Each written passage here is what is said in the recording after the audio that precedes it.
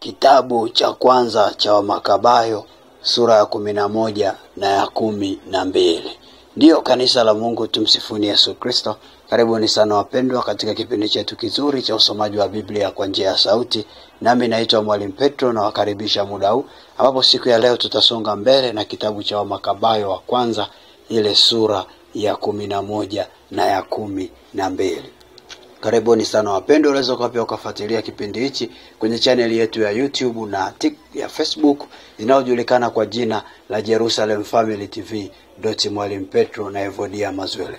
Upande wa YouTube usisahau kusubscribe na upande wa Facebook usisahau kufollow, ambapo itakupa nafasi ya kuendelea kusoma vitabu vyetu hivi vya neno la Mungu kwa ukaribu zaidi. Tusali tuanze rasmi siku ya leo. Kwa jina la Baba, la Mwana, Roho Mtakatifu. Amen. Mungu tunakushukuru, tunasema asante kwa ajili ya upendo wako na uaminifu wako ambao Bwana umeendelea kutupa katika maisha yetu. Tunaomba Roho Mtakatifu tusamee dhambi zetu na utuoshe kwa damu yako yenye nguvu na uweza. Tunaomba Roho wa Mungu simame na sisi, tuwezeshe kuweza kulitafakari neno lako na utupe nguvu na uzima ili Bwana liweze kuwa na kibali katika maisha yetu, katika jina la Baba, Mwana na Roho Mtakatifu, na watu wote tuseme amen.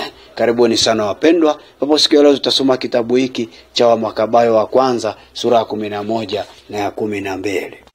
Sura ya 11.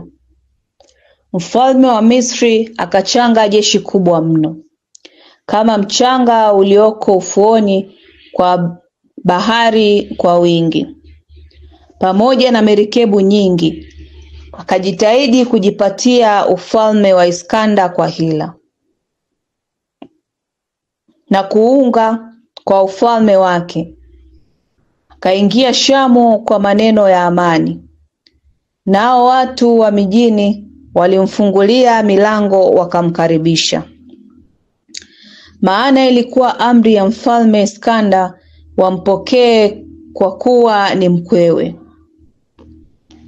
Naye alipoingia katika mji ya Tolemaisi, aliacha kikosi cha askari zake katika kila mji. Alipofika Ashdodi, alionyeshwa hekalu la Dagoni lililoteketezwa, na magofu ya Ashdodi na viunga vyake, na mizoga iliyotawanyika kila mahali, na maiti za wale waliokufa kwa moto, ambao walichomwa moto katika mapigano, zilizorundika chungu chungu njiani. Kamsimulia mfalme matendo ya Yonathani, kusudi wamtia hatiani. Lakini mfalme hakusema neno. Yonathani alikutana na mfalme kwa fahari huko Yafa. Wakaamkiana wakalala huko. Yonathani akamsindikiza mfalme mpaka mto uitwao Eleuthero, kisha akarejea Yerusalemu.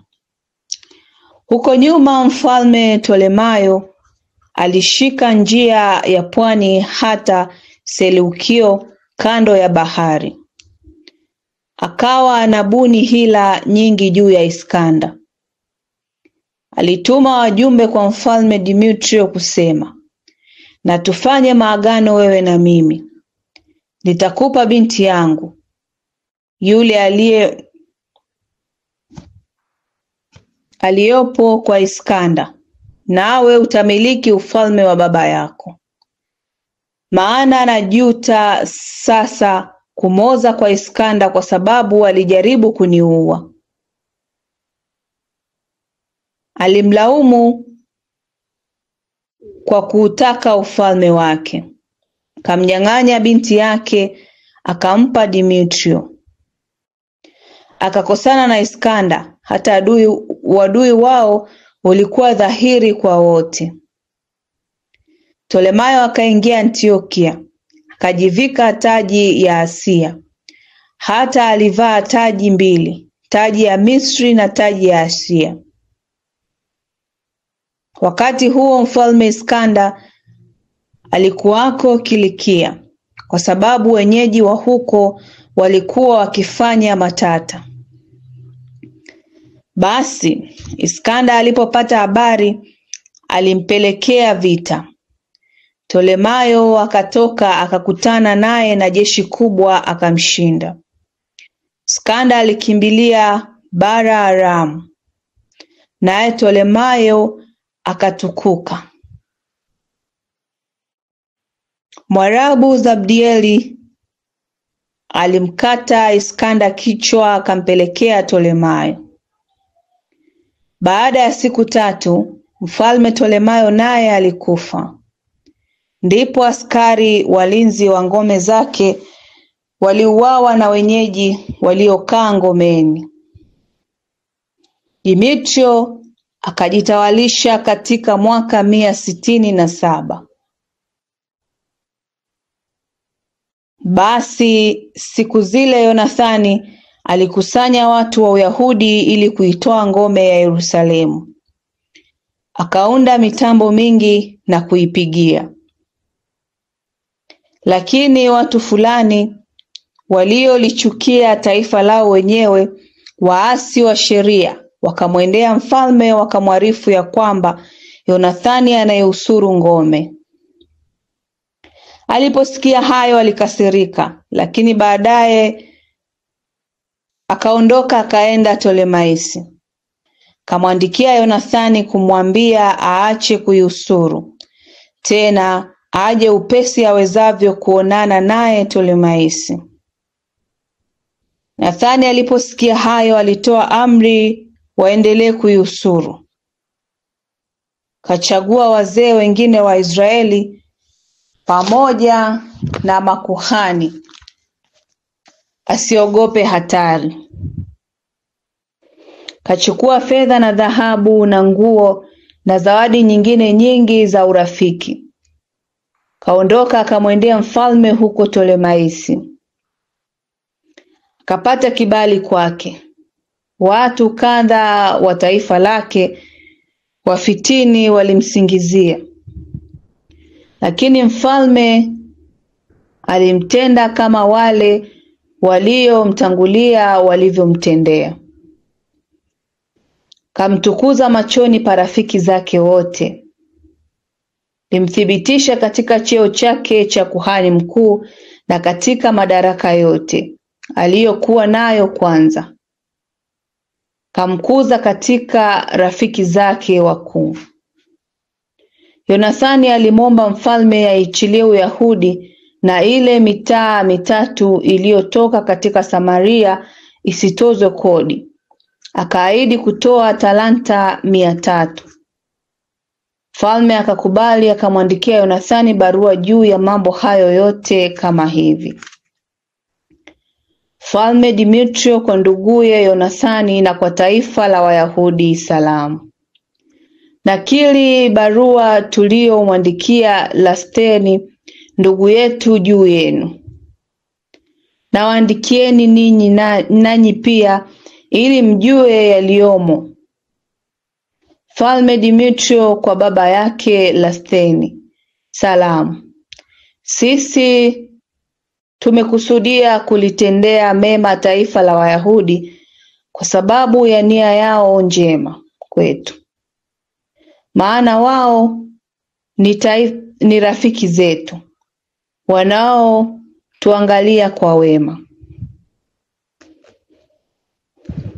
Tumeakinishia mipaka ya Uyahudi na mitaa 3 ya Efraimu, Lida na Ramathaimu iliyojumlishwa na Uyahudi kutoka kwa Samaria, pamoja na mambo yote yanayoihusu kwa faida ya watoao dhabihu Yerusalemu. Pamoja na hayo, tumewaachilia mapato ya kila mwaka aliyoyachukua mfalme zamani katika mazao ya ardhi na matunda. Kwa habari ya mambo mengine yaliyo haki yenu, zaka na ada zinazotuhusu, kodi ya mashimo ya chumvi na fedha zimuhusuzo mfalme, haya yote tangu sasa tunawapa wao. wala hakuna neno lolote katika hayo litakalobatiliwa tangu sasa hata milele. Basi angalia, mfalme nakili ya maneno hayo apewe Yonathani, nayo iwekwe katika milima mitakatifu, mahali pa kufaa itakapoonekana vyema. Mfalme Demetrio alipoona nchi imetulia mbele yake, wala hakuna wa kufanya matata, aliwapa askari zake ruhusa kila mtu aende kwao. Ila askari za mshahara aliwaajiri kutoka visiwa vya mataifa. Kwa hiyo askari za baba zake walimchukia.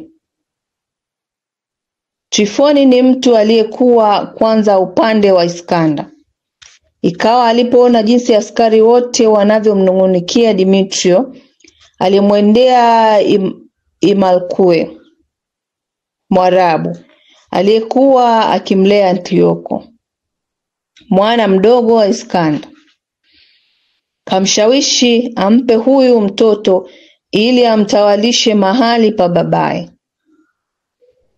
Kamsimulia yote aliyoyafanya Demetrio na jinsi askari zake walivyomchukia.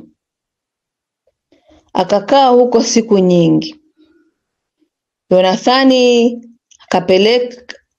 akapeleka kumwomba mfalme Demetrio awaondoe wale askari waliokuwamo katika ngome ya Yerusalemu na katika maboma mengine, maana walikuwa wakipigana na Waisraeli kila mara. Demetrio akampelekea Yonathani jibu hili: si haya tu nitakayo kufanyia wewe na taifa lako, ila pia nitakutukuza sana wewe na taifa lako. Nitakapoona nafasi ya kufaa, nawe tafadhali niletee watu wa kunipigania, maana askari zangu wote wameniasi. Yonathani akampelekea mfalme watu 3,000 huko Antiokia. Wakafika kwake, naye alifurahi kwa kuja kwao. Wenyeji wa mji walikutana katikati ya mji, watu wapatao 120,000, wakitaka kumuua mfalme. Mfalme akakimbilia nyumbani kwake. Watu wa mji wakazishika njia kuu, wakaanza kufanya ghasia.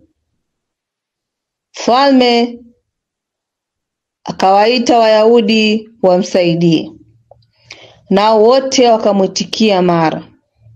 Wakaenda huko na huko mjini, hata siku ile waliua watu kama 100,000.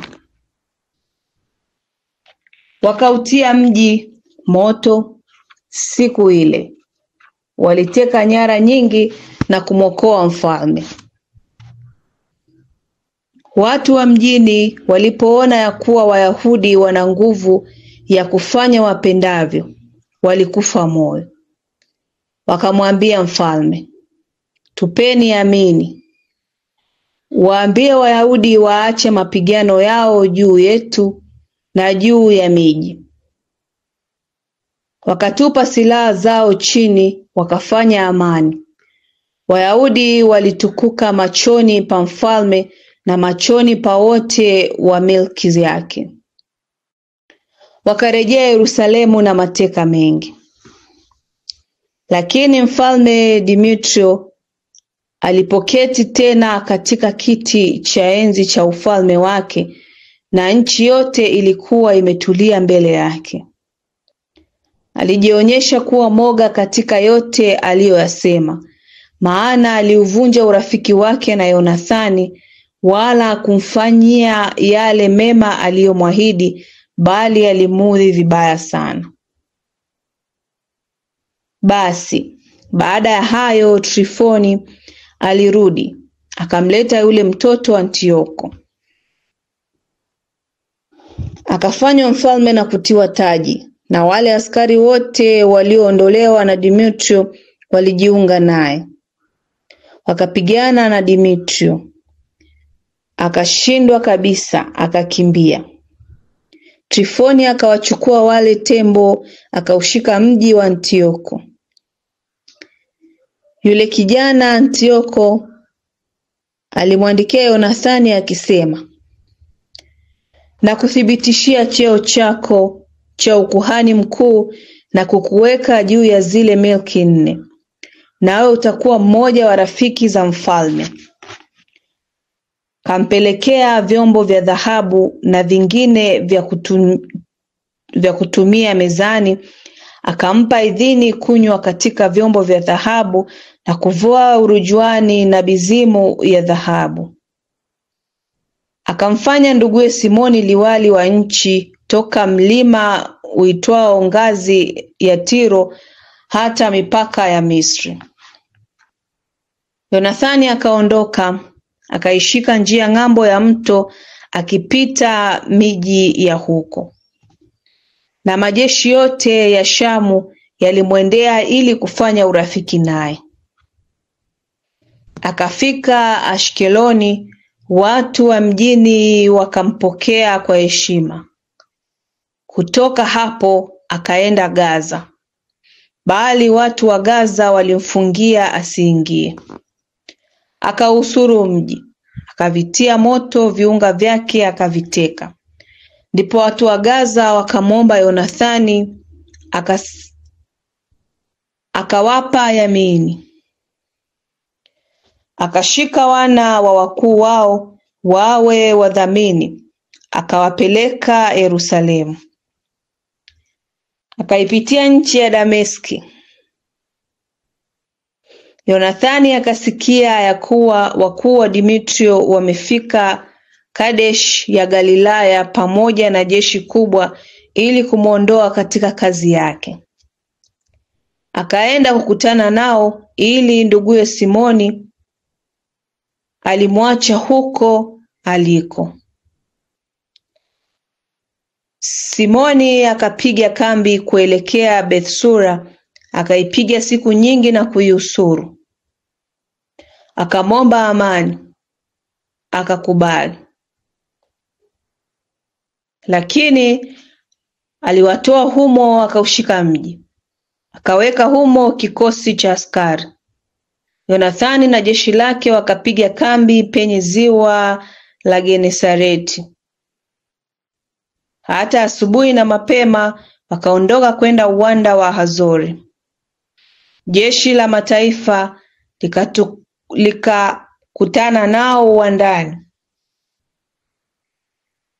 Wengine wao walikuwa wakimotea milimani, hali jeshi lenyewe lilipambana naye uso kwa uso. Nao waliomotea wakaondoka, wakajitia katika vita.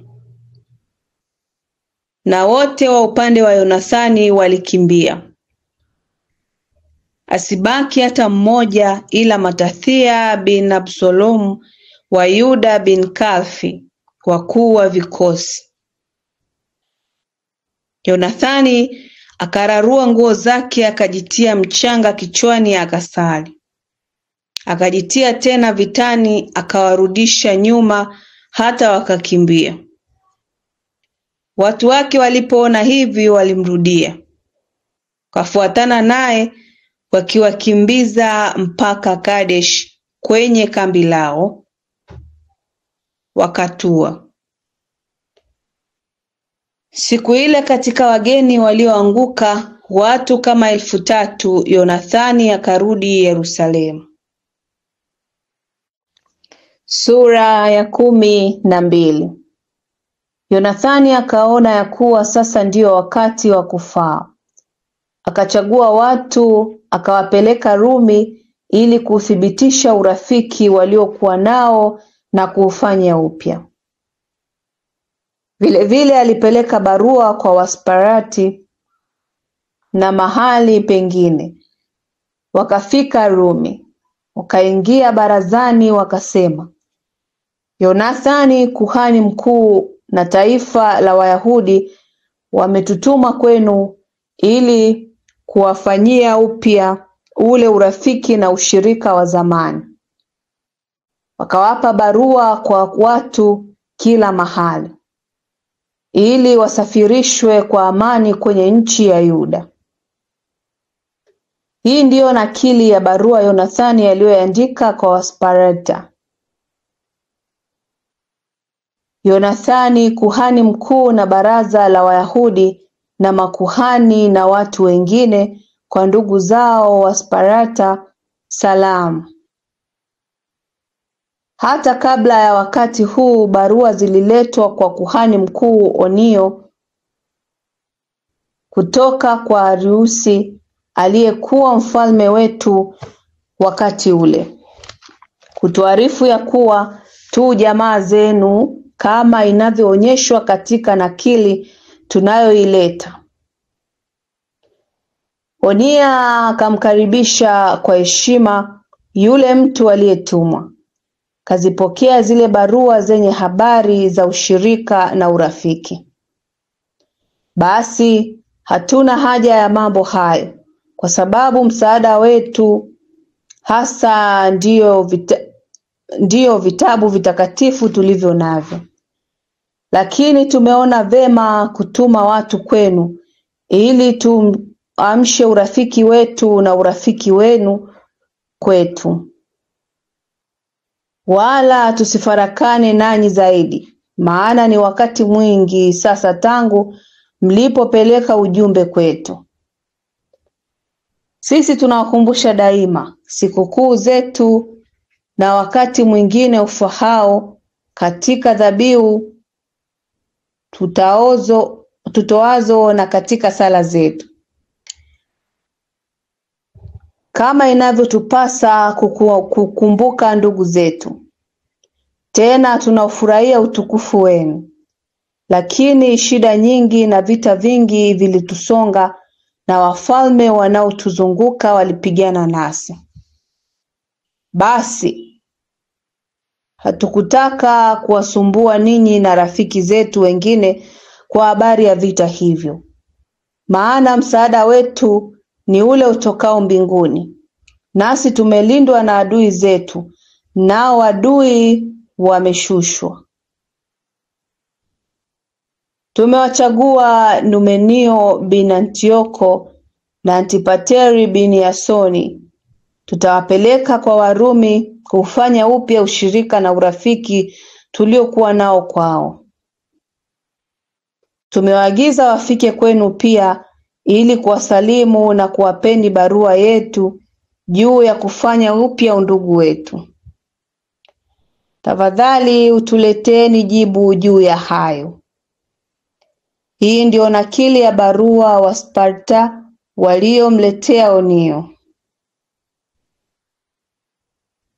Ariusi mfalme wa Sparta kwa Onio, kuhani mkuu, salamu. Imeonekana katika maandishi fulani ya kuwa Wasparta na Wayahudi ni jamaa na wa ukoo wa Ibrahimu. Madhali tumejua hayo, tafadhali utuandikie habari zenu, nasi tutawaandikieni kwamba wanyama wetu na mali zetu ni yenu, na yenu ni yetu. Basi tumewaagiza wawaelezeni hayo. Yonathani akasikia kama majemadari wa Dimitrio wamekuja tena na jeshi kubwa zaidi kuliko lile la kwanza, tayari kupigana naye.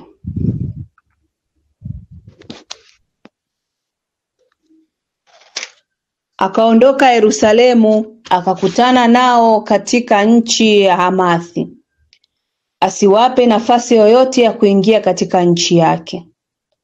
Kapeleka wapelelezi kambini mwao, wakarudi wakamwarifu ya kuwa wanajipanga tayari kushambulia usiku.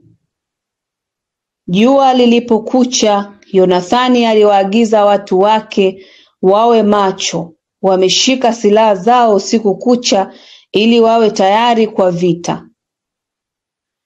Akaweka askari wa zamu kulizunguka kambi lake. Adui waliposikia kwamba Yonathani na watu wake wapo tayari kwa vita, waliogopa na kutetemeka moyoni. Wakawasha mioto kambini mwao, wakaondoka. Lakini Yonathani na watu wake hawakujua hayo, maana waliona miito ikiwaka. Yonathani akawafuatia asiwafikie, maana wamekwisha vuka mto Eleuthero. Basi Yonathani akageuka akashika njia nyingine, akawashambulia Waarabu waitao Wazabidini, akawashinda na kuwateka nyara. Baada ya hayo akaondoka akaenda Dameski, akipitia nchi yote. Simoni akaondoka akashika njia kwenda Ashkeloni na ngome za karibu. Akageukia upande akaitwaa Yafa, maana alisikia ya kuwa watu wake walitaka kuitia mikononi mwa watu wa Dimitrio. Akaweka kikosi cha askari kuilinda. Yonathani akarudi, akawaita wazee wa watu, kashauriana nao juu ya kujenga maboma katika Uyahudi, kuongeza kimo cha kuta za Yerusalemu na kufanya boma refu katikati ya ngome ya mji ili kuitenga miji ikae peke yake, isiwepo nafasi ya kuuza na kununua. Walipokusanyika ili kujenga, sehemu ya ukuta kando ya kijito upande wa mashariki ilianguka. Katengeneza ule uitwao Kafenatha. Simoni naye alijenga Dida katika uwanda wa chini, kaifanya imara, akiweka milango na mapingo. Trifoni akataka kumiliki Asia na kuivaa taji, kunyosha mkono wake juu ya mfalme Antioko. Alidhani ya kuwa Yonathani atamzuia hata baada ya kupigana naye. Kwa hiyo alitafuta njia ya kumkamata na kumuua. Basi akaondoka akaenda Bethshani. Yonathani akatoka na watu 40,000 hodari wa vita kwenda kukutana naye. Akafika Bethshani. Trifoni alipoliona jeshi lake kubwa, aliogopa kumnyoshea mkono wake, bali alimpokea kwa heshima, kamjulisha kwa rafiki zake wote, kampa zawadi. Kawaagiza rafiki zake na askari zake wamtii kama kwamba ni yeye mwenyewe. Akamuuliza Yonathani, mbona umewachosha watu hawa wote, madhali hakuna vita kati yetu? Haya basi, wape ruhusa waende zao. Chagua watu wachache wakae nawe. Mfuatane nami hata Tolemaisi, nami nitaikabidhi kwako pamoja na ngome nyingine na askari zake na vikosi kwao. Kisha nitageuka na kuondoka, maana ndiyo sababu ya kuja kwangu hapa. Kamsadiki, akafanya alivyosema, akawapa askari zake ruhusa wakarudi Uyahudi. Akabaki na watu 3,000, katika hao aliacha wapatao 2,000 Galilaya. Akaenda na 1,000. Lakini mara Yonathani alipoingia Tolemaisi, watu wa Tolemaisi walifunga milango wakamkamata, na wote waliokuja naye waliuawa kwa upanga.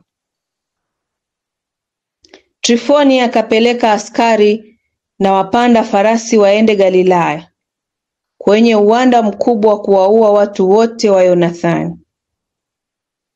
Na hao walipofahamu ya kuwa amekamatwa na kuuawa pamoja na watu wake, walitiana moyo, wakajipanga kiaskari tayari kwa vita, wakaenda zao.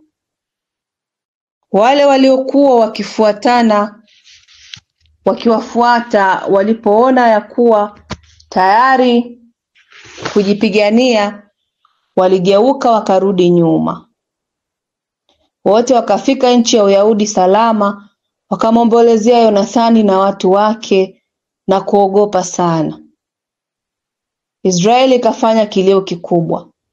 Mataifa waliowazunguka walikusudia kuwaharibu kabisa, maana walisema, hawana kiongozi wala msaidizi, basi tupigane nao sasa na kulifuta kumbukumbu lao katika wanadamu.